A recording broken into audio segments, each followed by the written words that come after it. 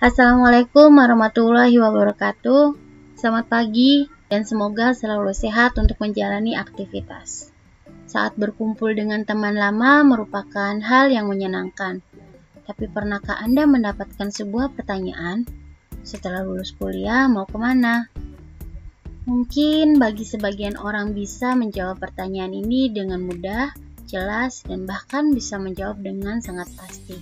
Tetapi ada pula yang masih bingung bagaimana menjawab pertanyaan singkat itu. Pada mata kuliah kewirausahaan ini, setelah mahasiswa lulus, diharapkan bisa mandiri. Dalam arti, memiliki mental yang kuat untuk melakukan usaha sendiri.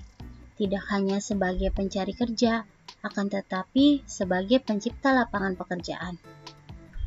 Untuk pertemuan pertama, akan dibahas mengenai pengertian kewirausahaan, fungsi wirausaha, perkembangan ilmu kewirausahaan, dan langkah-langkah memulai kewirausahaan.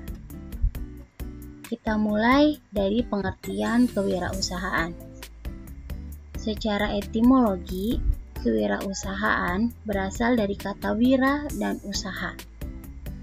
Wira berarti pejuang, pahlawan, manusia unggul, teladan, berbudi luhur, gagah berani, dan berwatak agung. Sedangkan usaha adalah perbuatan amal, bekerja, dan berbuat sesuatu. Jadi, wirausaha dapat disimpulkan sebagai pejuang atau pahlawan yang berbuat sesuatu.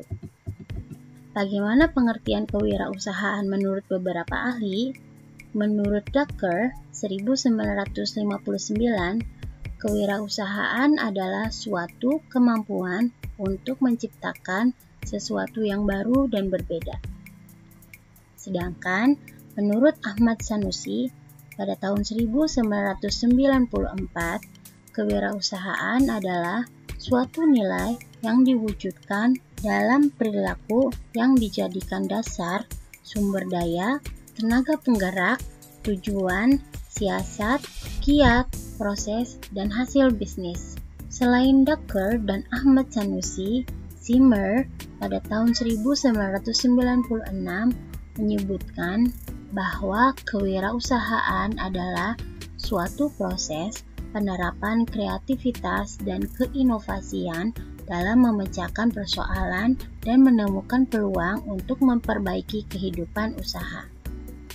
Dari beberapa ahli di atas dapat disimpulkan kewirausahaan adalah suatu kemampuan kreatif dan inovatif, create and new different, yang dijadikan kiat, dasar, sumber daya, proses, dan perjuangan untuk menciptakan nilai tambah barang dan jasa yang dilakukan dengan keberanian untuk menghadapi resiko. Dari sini, semoga kalian bisa memahami pengertian dari kewirausahaan dan wirausaha. Bagaimana dengan fungsi dari wirausaha? Yang pertama, wirausaha di sini dapat untuk memperkenalkan suatu produk baru, di mana kualitas barang belum dikenal oleh konsumen. Yang kedua, di sini melaksanakan metode produksi baru, baik dari hasil penemuan ilmiah baru atau dari cara baru untuk menangani suatu produk dan mendapatkan target keuntungan besar dengan produk baru. Yang ketiga, membuka pasar baru, pasar yang belum pernah dimasuki oleh cabang industri, belum ada pasar sebelumnya. Yang keempat, di sini pembukaan sumber daya baru, baik itu setengah jadi ataupun sumber daya yang masih harus dikembangkan. Yang kelima adalah sebagai pelaksana organisasi baru. Bagaimana dengan perkembangan ilmu kewirausahaan? Dulu, kewirausahaan adalah urusan pengalaman langsung di lapangan. Kewirausahaan merupakan bakat bawaan sejak lahir. Entrepreneurship are born, not made. Kewirausahaan kesannya tidak dapat dipelajari dan dijadikan atau diajarkan sekarang. Sedangkan sekarang kewirausahaan merupakan disiplin ilmu yang dapat dipelajari dan diajarkan, serta bersifat independen. Kewirausahaan tidak hanya bakat bawaan sejak lahir, akan tetapi dapat dipelajari dan diajarkan. Entrepreneurship are not only born, but also made.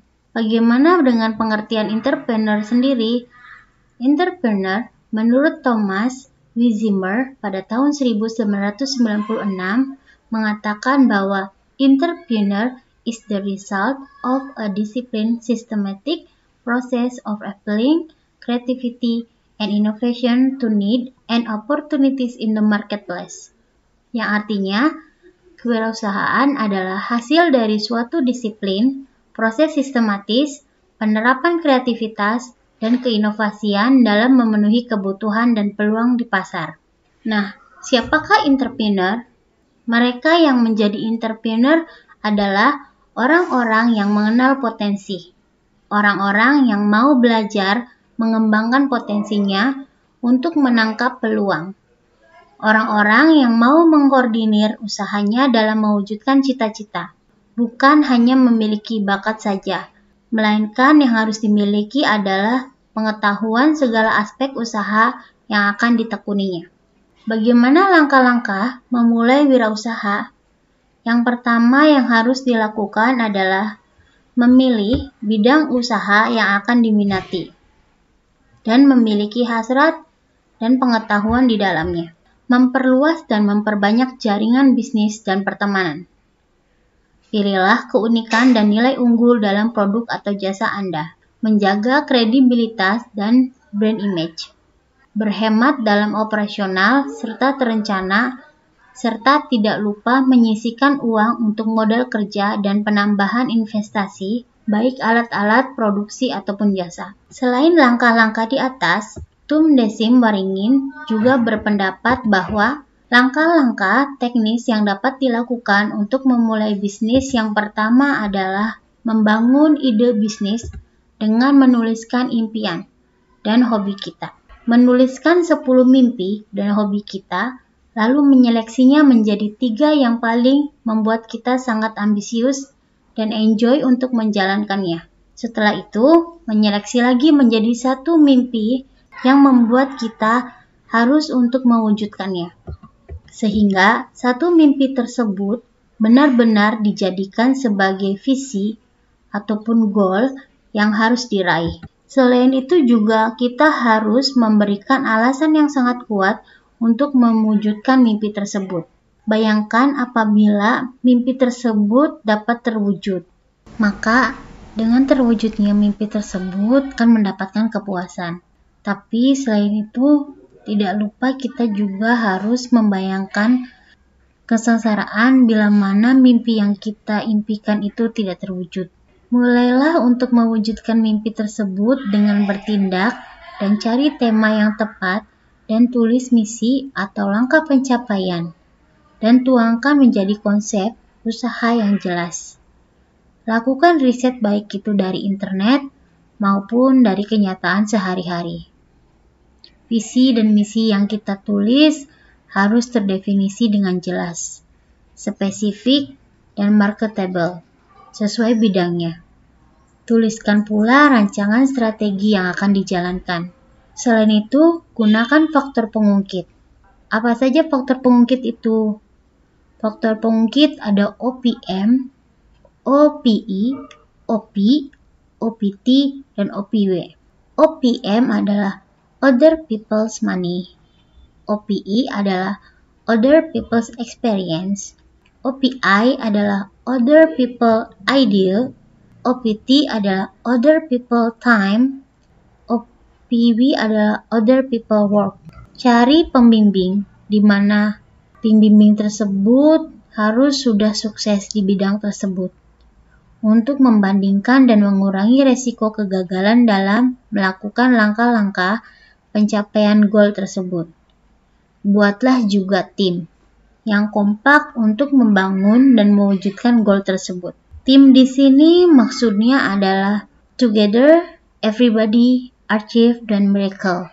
Selain tim, optimalkan juga jaringan, relasi, dan network yang kita punya untuk mencapai goal atau visi kita tersebut.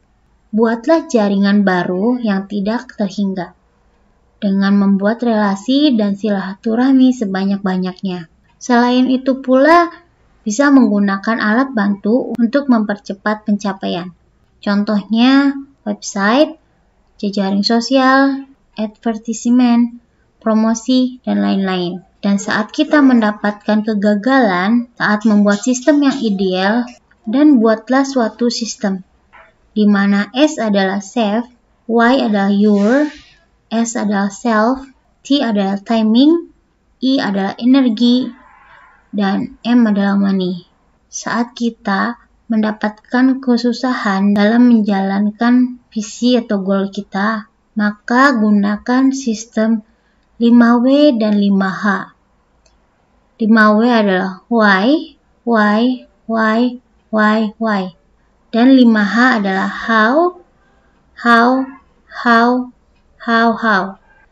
5W dan 5H dapat membuat kita untuk mengevaluasi pencapaian goal yang bisa kita kembangkan dengan sangat baik. Demikian untuk pertemuan pertama pada mata kuliah kewirausahaan ini. Terima kasih dan sampai jumpa pada pertemuan selanjutnya. Wabillahi taufiq wal hidayah. Wassalamualaikum warahmatullahi wabarakatuh.